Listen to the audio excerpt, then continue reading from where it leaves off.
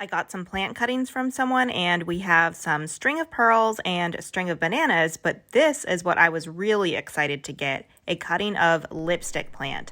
Lipstick plant is a cool plant that cascades, so it would be great in a hanging container, but the blooms look like little tubes of lipstick, which is why it's called lipstick plant, and it's just so cute.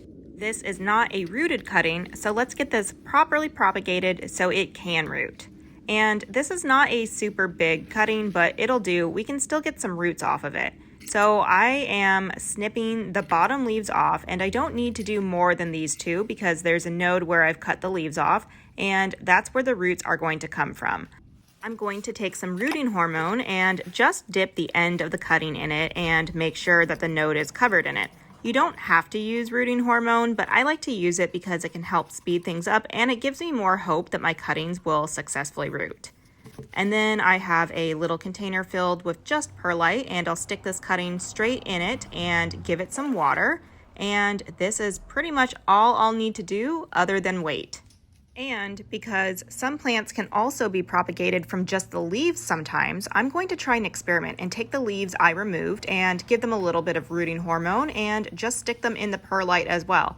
I'll keep an eye on them, and if they start shriveling or dying off, I'll remove them. But hey, if I can get some more rooted cuttings, that'll be great because then I don't have to wait so long to have a nice full hanging planter of this lipstick plant. It is now 5 days later, and the two little leaves don't look like they are shriveling or anything, so that's good. And I'll give my main cutting a little tug here to see if it feels like it's rooted, and it's actually kind of hard to tell because it's nestled in this perlite, and I don't want to tug too much and pull it out or disturb it, so I'll just leave it in this perlite for a while longer. It is now 29 days later, and the two leaves are still looking good. I don't see any roots on them, but they haven't faltered at all, and when I give my main cutting a little tug, it does feel really secure, and seeing as it has been 29 days, I think it's safe to pull it out and take a look. I probably could have done this even sooner, but I just wanted to be sure some roots had formed, and since the cutting looked okay, I kind of just left it alone other than making sure the perlite was wet. So let's take this cutting out and see if we have any roots.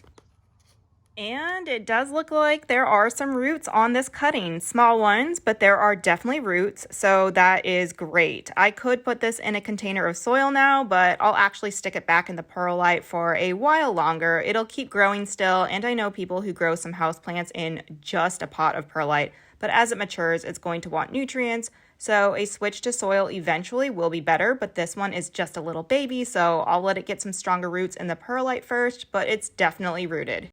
The two leaves I can also stick back in the perlite. They still may never end up rooting, but they also haven't died off, and it's been over a month since they have been cut, so there still may be a chance that they end up rooting. But even if not, I have my main cutting, and I'm happy with it and hope it starts to grow faster now that the weather is kind of starting to warm up.